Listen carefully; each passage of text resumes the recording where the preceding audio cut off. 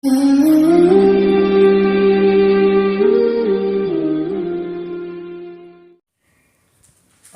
بالله من الشيطان الرجيم. بسم الله الرحمن الرحيم. ولا تطرد الذين يدعون ربهم بالغداة والعشي يريدون وجهه ما عليك من حسابهم من شيء وما من حسابك عليهم من شيء فتطردهم فتكون من الظالمين. وكذلك فتنا بعضهم ببعض ليقولوا أهؤلاء من الله عليهم من بيننا أليس الله بأعلم بالشاكرين. وإذا جاءك الذين يؤمنون بآياتنا فقل سلام عليكم كتب ربكم على نفسه الرحمة أنه من عمل منكم سوءا بجهالة ثم تاب من بعده وأصلح فأنه غفور رحيم. وكذلك نفصل الآيات ولتستبين سبيل المجرمين. صدق الله مولانا العظيم. آیات مبارکہ کا یہ ہے، باری تعالیٰ فرماتے ہیں وَلَا تَطْرُدِ الَّذِينَ يَدْعُونَ رَبَّهُمْ بِالْغَدَاةِ وَالْعَشِيِّ يُرِيدُونَ وَجْهَهُ، اور مت دور کر ان لوگوں کو جو پکارتے ہیں اپنے رب کو صبح اور شام. جو لوگ صبح شام اللہ کو پکارتے رہتے ہیں انہیں اپنے سے دور مت کرو. يُرِيدُونَ وَجْهَهُ، کیسے پکارتے ہیں؟ اپنے رب کی رضا کو چاہتے ہیں. ما علیک من حسابهم من شیء وما من حسابک علیہم من شیء، تجھ پر نہیں ہے ان کے حساب میں سے کچھ اور نہ تیرے حساب میں سے ان پر کچھ نہیں. یہ میں سمجھاؤں گا. فتطردهم فتکون من الظالمین، اب اگر آپ ان کو دور کرو گے تو آپ ظالموں میں سے ہو جاؤ گے. وَكَذَلِكَ فَتَنَّا بَعْضَهُمْ بِبَعْضٍ لِيَقُولُوا أَهَؤُلَاءِ مَنَّ اللَّهُ عَلَيْهِمْ من بیننا، اور اسی طرح ہم نے آزمایا ہے بعض لوگوں کو بعض لوگوں سے تاکہ کہے کہ کیا یہی وہ لوگ ہیں جن پر اللہ نے احسان کیا ہے ہمیں چھوڑ. الیس اللہ بعلم بالشاکرین، کیا اللہ تعالیٰ خوب جاننے والے نہیں ہیں شکر کرنے والوں کو. وَإِذَا جَاءَكَ الَّذِينَ يُؤْمِنُونَ بِآيَاتِنَا فَقُلْ سَلَامٌ عَلَيْكُمْ، اور جب آئے آپ کے پاس ہماری آیتوں کو ماننے والے تو آپ کہیے کہ سلام ہے تم پر. كتب ربكم على نفسه الرحمة، لکھ لیا ہے تمہارے رب نے اپنے اوپر رحمت کو.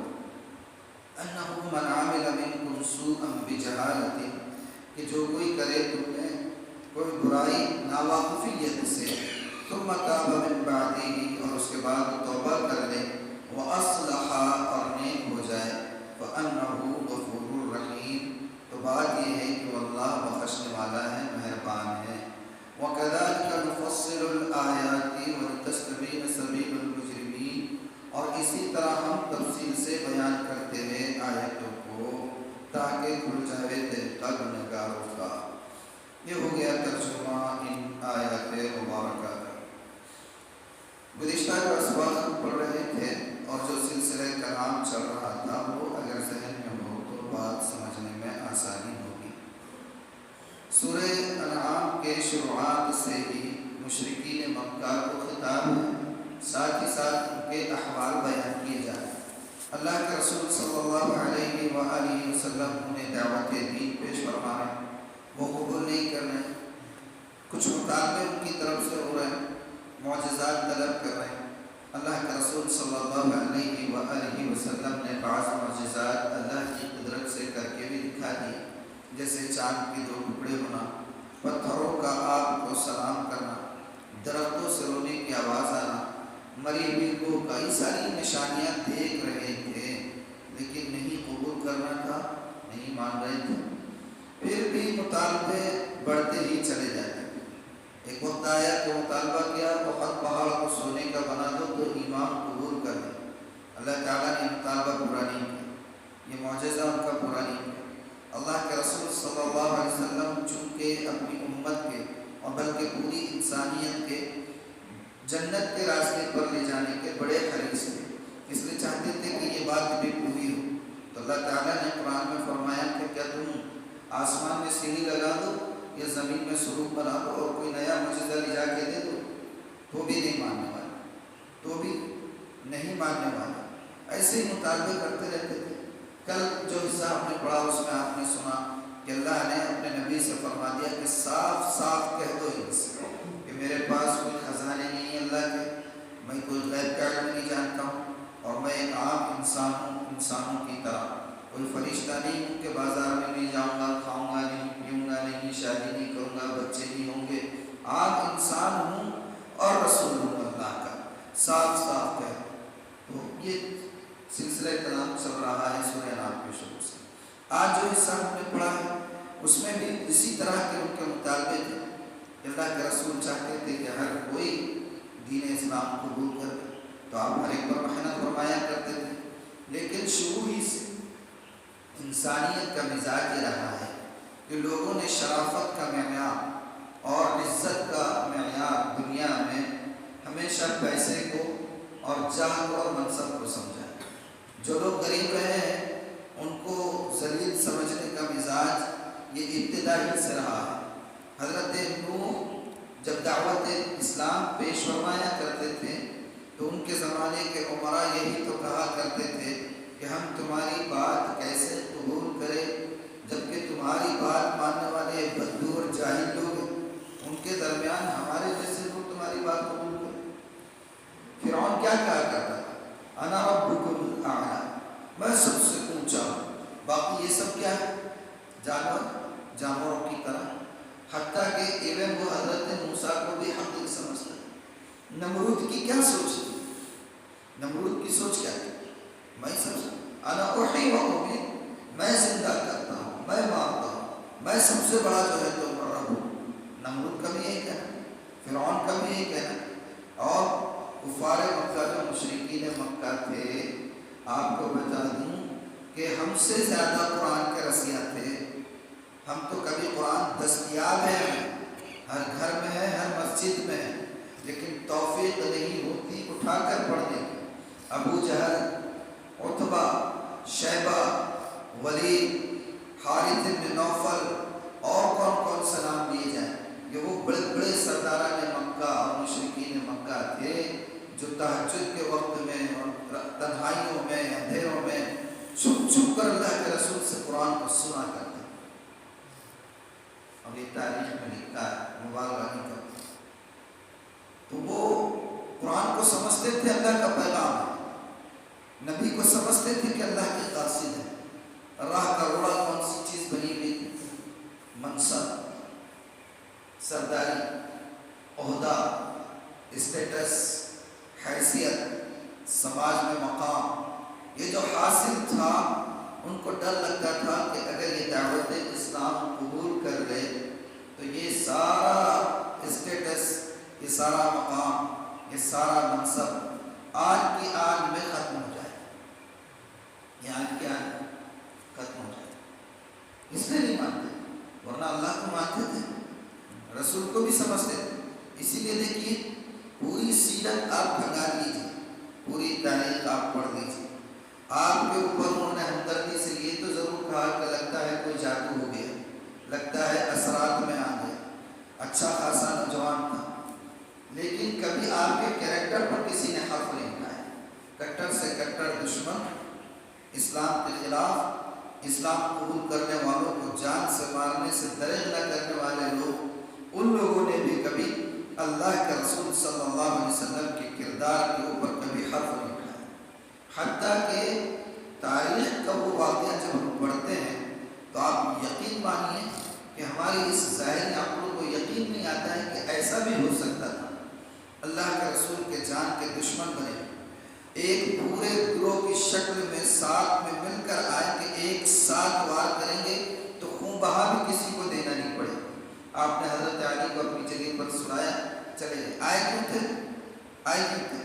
سب ایک ساتھ مل کر ایک وار میں اللہ کے رسول کو قتل کرنے کی اسٹریٹجی اپنا چکے تھے ہجرت کے وقت، کہ نہ رہے باس نہ بجے بانسری۔ آج ان کا ایک ساتھ صفایا کرتے ہیں، اگر کوئی ایک شخص مارے گا تو بنو ہاشم اور قریش اس سے قصاص لیں گے۔ اگر سب خاندان کے ایک ایک فرد کو ذمہ دار کو ملا لو اور سب مل کر ایک ساتھ وار کریں گے تو قریش بدلہ کس سے لیں گے؟ کس سے لیں گے بدلہ؟ ہاں، یہ اسٹریٹجی کے ساتھ آئے تھے، وہ تو اللہ نے بچایا۔ حضرت علی آپ کے بستر مبارک پر استراحت فرماتے رہے۔ حضرت علی جانتے تھے کہ آج رات آپ کو قتل کرنے کی سازش رچی ہوئی ہے۔ حضرت اللہ کے رسول صلی اللہ علیہ وسلم سے فرمایا تھا کہ صبح میں یہ امانتیں دے کر واپس آنا، جان سے مارنے کے لیے آئے ہیں اور امانتیں انہی کے پاس رکھوا۔ اور حضرت علی کہتے ہیں مجھے اپنی پوری زندگی میں سب سے زیادہ سکون کی نیند اس رات میں آئی جس رات میں اللہ کے رسول نے مجھے کہا تھا کہ صبح جو ہے تو امانتیں پہنچا کر، اس لیے کہ مجھے یقین تھا کہ یہ رات میری موت نہیں ہونے والی۔ پیغمبر نے کہا ہے صبح ہو کر، تو کہتے کہ اس رات سے زیادہ گہری نیند اور سکون کی نیند مجھے کبھی میسر نہیں۔ ہم ہوتے کیا سوچتے جو کہ دشمن آنے والے ہیں اور روپیہ لگنے والا ہے اور کیسے ہوگا۔ اب آپ سوچو کہ حضرت علی شال کے اندر ہوں گے، سب کے سب جب آ گئے کیا کیفیت ہو؟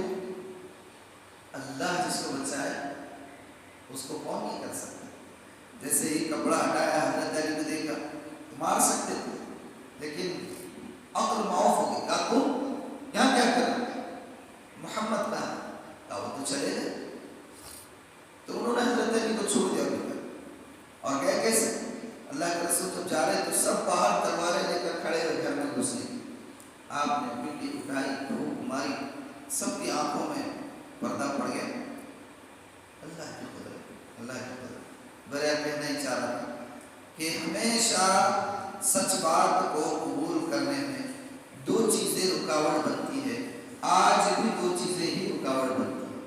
نمبر ایک عہدہ، منصب، اسٹیٹس، حیثیت، مقام، رتبہ۔ آدمی جو اپنے دماغ میں سوچ لیتا ہے کہ میں یوں ہوں، تو بس پھر وہ جب دوسروں کو حقیق سمجھنے لگتا ہے تو پھر وہاں سے اگر صحیح بات اٹھ رہی تو اس کو قبول نہیں کرتا۔ اور دوسری چیز کون سی؟ مال کی محبت۔ مال کی محبت بھی آدمی کو جانتے ہوئے بھی اور سب کچھ علم ہوتے ہوئے بھی حق بات سے منحرف کر دے۔ حب جاہ، حب منصب، یہ دو چیزیں حق بات کے قبول کرنے میں ہمیشہ رکاوٹ بنی ہے۔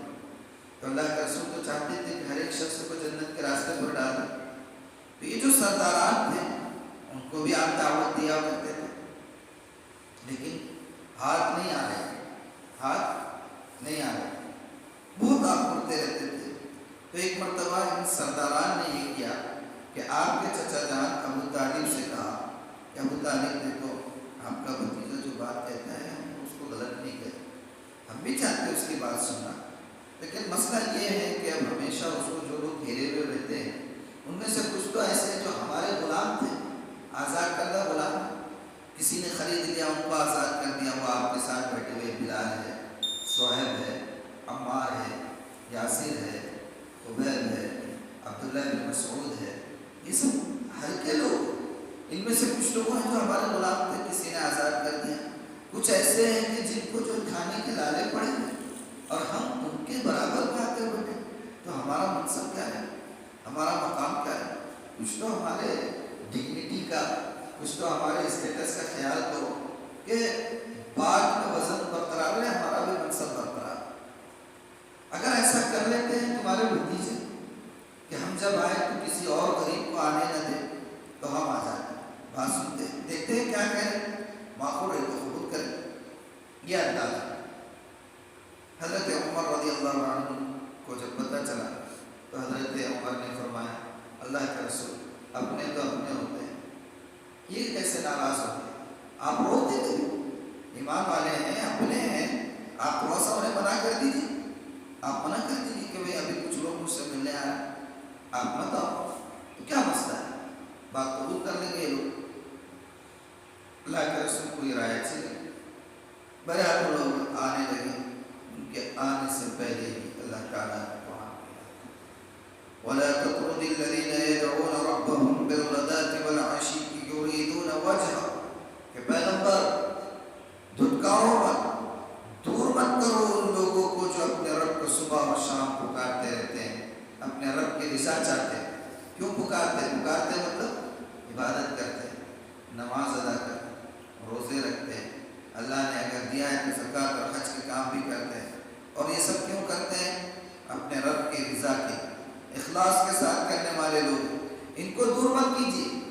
کو آپ دور مت کیجیے.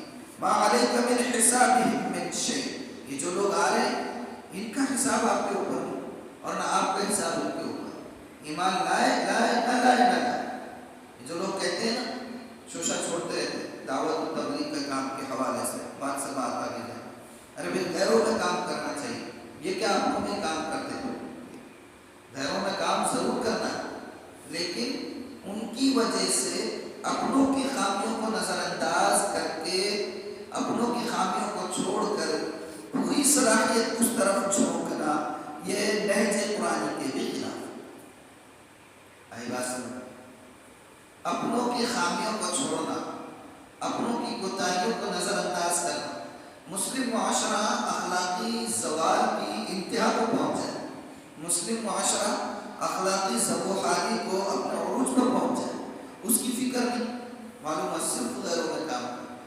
تو غیروں میں کام کرو گے تو اسلام قبول کرے گا تو کس سوسائٹی میں رہے گا؟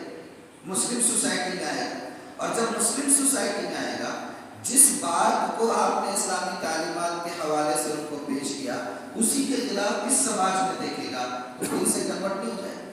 کیا آج ایسے واقعات نہیں ہوتے؟ آج ایسے واقعات نہیں ہوتے. کتنے لوگ ہوتے ہیں جو اسلام قبول کرتے ہیں اسلام کی تعلیمات کو دیکھ کر، قرآن کی تعلیمات کو دیکھ کر.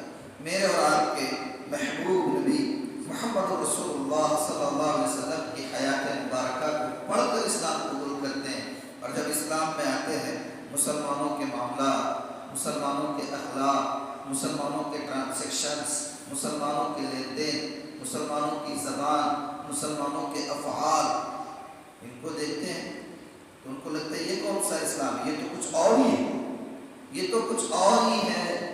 کیا ہوتا ہے؟ واپس تو مجرم کون ہے؟ تو غیروں کی بھی فکر کرنا. ہم نبی کریم صلی اللہ علیہ وآلہ وسلم کے امتی ہونے کی حیثیت سے اب اس مشن کی نیابت قیامت تک کے لیے ہمارے کندھوں پر یقیناً ہے، لیکن سب سے پہلے اصلاح کا اسٹیپ اپنوں کا ہے. اس کے بعد وہ بھی کرنا، لیکن اس کی طرف سے غافل نہیں. تو اللہ فرمائے ان کا حساب آپ پر نہیں، آپ کا حساب ان پر نہیں. جو آپ کے پاس آئے گئے ان کو دور مت کیجیے. سبحان اللہ. کیا تھا اللہ کے رسول صلی اللہ علیہ وسلم کے دین میں؟ کیا تھا؟ آپ نے تب بیٹھا یہی تو بات تھی کہ کچھ دیر کے لیے لوگ بات سنیں گے، بات اثر کر جائے گی، ایمان قبول کر لیں گے، بعد میں ان کو تو دور نہیں کروں، یہ آئیں گے ملتے رہیں گے. لیکن اگر اللہ نے پہلے ہی روک دیے، پہلے قدم ان لوگوں کے آنے سے پہلے سوچ لیجیے کہ اگر کبھی ایسا ہو جاتا کہ اللہ کے رسول کے پاس یہ کفار مکہ آ جاتے، آپ کو گھیر کر بیٹھ جاتے اور آپ غریبوں کو دور ہی روک دیتے، قیامت کی صبح تک امیروں کی رونقیں الگ ہوتی اور غریبوں کی مجلسیں الگ ہوا کرتی. مثال کے طور پر پیش کیا جاتا تھا اس وقت کہ اللہ کے رسول نے معیار بنایا. اسلام تو ان سارے ڈسکرمنیشنز کو ختم کر دیا. یہ جو ہے نا ڈسکرمنیشن، جو اونچ نیچ، دلیل اور شودر اور کیا کیا بنے ہوئے ہیں، آج بھی دنیا اتنی ترقی پر ہے، ترقی یافتہ ممالک یورپ اور امریکہ میں آپ جا کر دیکھ لیجیے، آج بھی گوروں کے چرچ الگ، کالوں کے چرچ الگ. ایون حیرت ہوتی ہے، حیرت کہ گوروں کے ہاسپٹلس الگ، کالوں کے ہاسپٹلس الگ. اور یہ بات کوئی مبالغے کی نہیں ہے، مار لیجیے، آپ گوگل پہ سرچ کیجیے، دیکھیے کوئی گورے کے ہاسپٹل میں کچھ علاقے ایسے ہیں جہاں کالے کا علاج نہیں ہو سکتا، مر جائے گا اس سے سکتا ہو. چرچز میں نہیں جا سکتا ہے کوئی کالا کسی گورے کے چرچ میں، اور گورا جو ہے اپنی شان کے خلاف سمجھتا ہے کالے کے چرچ میں. آج اسلام کا حسن تو یہی ہے، اسلام کا حسن تو یہی ہے. ہمارے اس پورے بر صغیر میں، ادھر مشرقی علاقے میں اسلام کیسے ہے؟ یہاں ہزاروں سالوں سے یہ جو ہندو دھرم رائج تھا اور اونچ نیچ کا جو شکار تھا، کسی کو برہما نے سر سے پیدا کیا، کسی کو آنکھ سے پیدا کیا، کسی کو پیر سے پیدا کیا. جو پیر سے پیدا ہوئے وہ ذلیل ہے، وہ اونچے والوں کے گھر کے قریب بھی نہیں آ سکتے، عبادت کے مراسم ادا نہیں کر سکتے، ان کا پانی نہیں پی سکتے، ان کی کسی چیز کو پڑھنا دور کی بات ہے، سن لے تو کان میں لوہا گرم کر کے ڈال دیا جاتا تھا، ایسے تک مظالم۔ جب اسلام، بادشاہان آئے، صوفیاء آئے، تاجر آئے، تو صوفیوں کے اخلاق کو دیکھ کر، تاجروں کے معاملات کو دیکھ کر اور اسلام کے مساوات کو دیکھ کر لوگ بنا کسی تبلیغ کے اسلام کے دائرے میں آتے، بنا کسی تبلیغ کے اسلام کے دائرے میں، کیونکہ وہ جوجھ رہے تھے صدیوں سے اس ڈسکریمنیشن، اس عدم مساوات کو جوجھ رہے۔ کب سے جوجھ رہے؟ صدیوں سے جوجھ رہے۔ اسلام کی تعلیمات کو دیکھیں، اسلام میں داخل قومیں کے قومیں، ہزاروں کی تعداد۔ ہم پڑھتے ہیں کہ حضرت خواجہ محمد الدین چشتی اجمیری رحمہ اللہ جدھر سے جاتے لاکھوں لوگ ان کے حلقہ ارادت میں داخل اور اسلام قبول کر رہے ہیں۔ کیا ان کے پاس کوئی معجزہ تھا؟ کوئی چھڑی تھی؟ وہی اسلام کی تعلیمات کو پیش کرتے تھے۔ لوگوں کو لگتا تھا کہ یہ تو ہمارے دل کی آواز ہے، اس کو قبول کرنے سے ہم صدیوں کی غلامی سے باہر آئے۔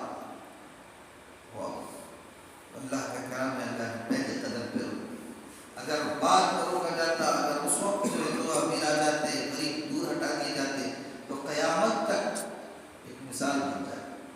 شفیق پروردگار ملا ہے، شفیق رب ملا ہے۔ اس پر بھی اللہ کا شکر ادا کرنا ہے کہ اللہ نے ہمیں اپنے بندوں میں شامل فرمایا، ان بندوں میں جو اس اللہ کی وحدانیت کو تسلیم کرتے ہیں جس نے اس پوری کائنات کو پیدا فرمایا۔ الحمدللہ۔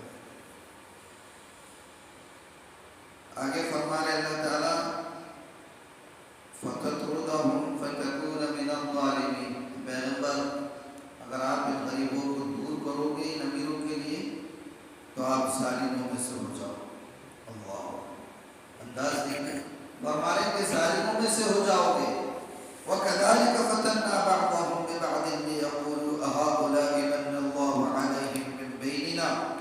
اور اسی طرح ہم نے آزمایا ہے بعض لوگوں کو بعضوں سے، بعضوں نے کسی کو غریب بنایا، کسی کو امیر بنایا، کسی کو صاحب منصب بنایا، کسی کو جو ہے بغیر کسی منصب کے جو ہے تو دنیا میں زندگی عطا کی۔ یہ ساری آزمائشیں ہیں، کبھی تو غربت آزمائش کا ذریعہ بن جاتی ہے اور کبھی مالداری بھی آزمائش کا ذریعہ بن جاتی ہے۔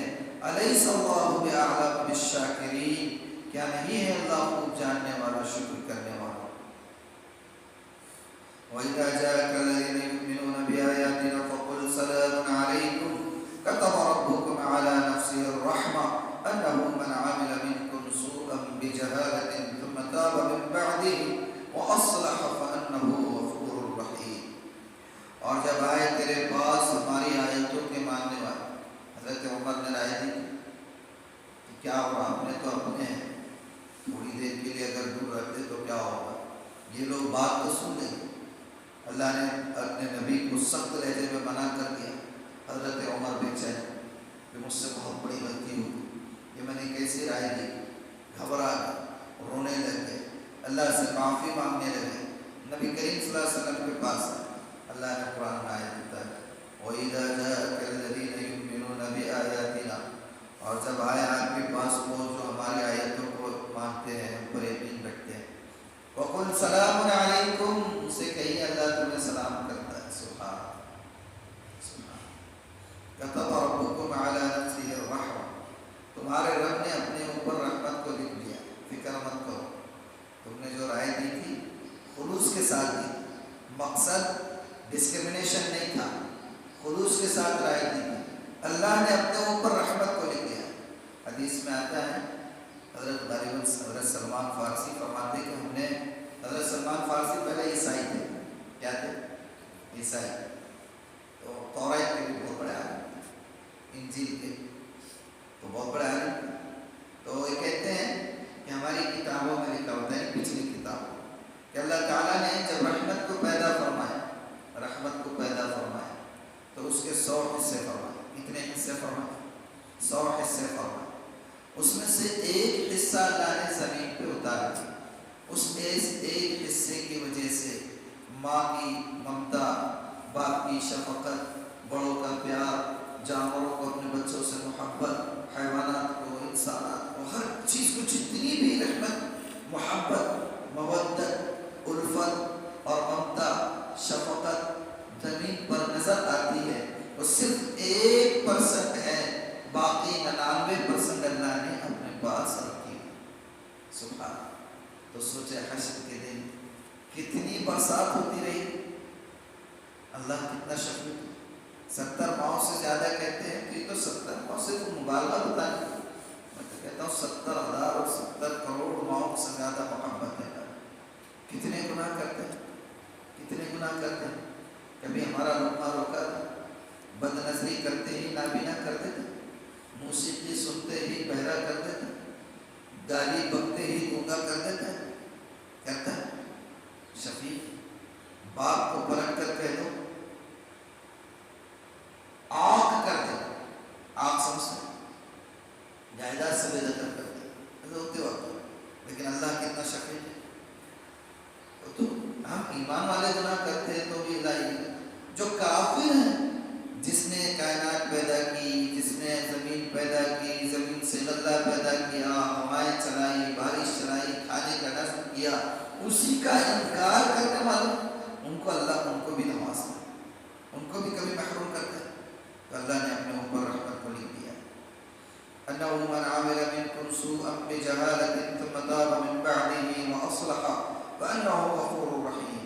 کہ جو کوئی کرے تم میں سے برائی نادانی سے، اگر نادانی سے تو غلطی ہو جائے، پھر وہ توبہ کر لے، اس کے بعد وہ اصلاح اور اپنے اعمال کو درست کر دے، تو اللہ تعالیٰ بڑا ہی کوشش کرنے والا اور مہربان۔ سبحان اللہ۔ گناہ ہو جائے، گناہ پر اصرار نہیں، توبہ کر۔ اور توبہ کیسی؟ توبہ ایسی کہ اس توبہ کے بعد جس چیز کا گناہ ہوا تھا اس کے نہ کرنے کا عزم کر لے، وہ توبہ۔ ورنہ آدمی گناہ کرے توبہ کرے، گناہ کرے توبہ کرے، تو نعوذ باللہ یہ تو اللہ کے مذاق ہوا۔ توبہ ایسی کہ توبہ کرے سچے دل سے، اور جو گناہ کیا تھا اس کے نہ کرنے کا پکا عزم کر۔ اب اگر اس کے بعد بھی ہو جائے اگر ہمارے اختیار پھر توبہ کرو اور پوری کوشش کریں کہ اب وہ کام کبھی نہیں کرو۔ اللہ تعالیٰ سے توفیق بھی مانگے کہ اللہ اس گناہ سے میری حفاظت فرمائے۔ نیکی کی توفیق اور گناہوں سے حفاظت صرف آپ کی قدرت اور مدد کے بغیر، مدد سے ہی ممکن ہے۔ لا حول ولا قوة الا باللہ العلی العظیم۔ وَكَذَلِكَ نُفَصِّلُ الْآيَاتِ، اسی طرح ہم تفصیل سے بیان کرتے ہیں۔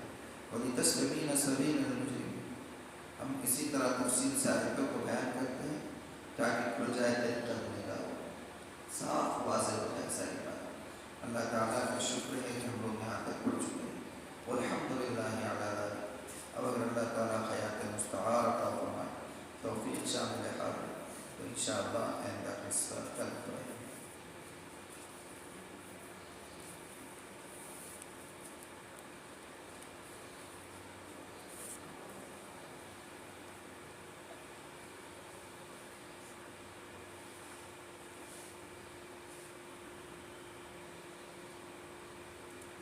نماز کے دوران اگر قرآن کریم پڑھتے ہوئے ایسی فحش غلطی ہو جائے جس سے معنی بالکل بدل جائے اور تعبیر کی صورت نہ رہے، تو اس غلطی سے نماز فاسد ہو جائے۔ تلاوت میں ایسی غلطی ہو جائے کہ معنی اگر بدل جائے تو نماز فاسد ہو جائے، اور اگر معنی نہیں بدل رہے تو نماز ہو جائے۔ اگر قریب القریب مخارج حروف میں عدل بدل ہو جائے، مثلا ہا ہا، تو متاثرین کے نزدیک مطلق نماز فاسد نہیں ہوگی۔ ہاں کوئی شخص قصداً غلط پڑھے تو پھر یقیناً فساد، جان بوجھ کر پڑھے تو پھر فاسد، لیکن معنی اگر نہیں بدلتے اللہ غفور رحیم، مگر آدمی کو کوشش کرنی چاہیے۔ اللہ تعالیٰ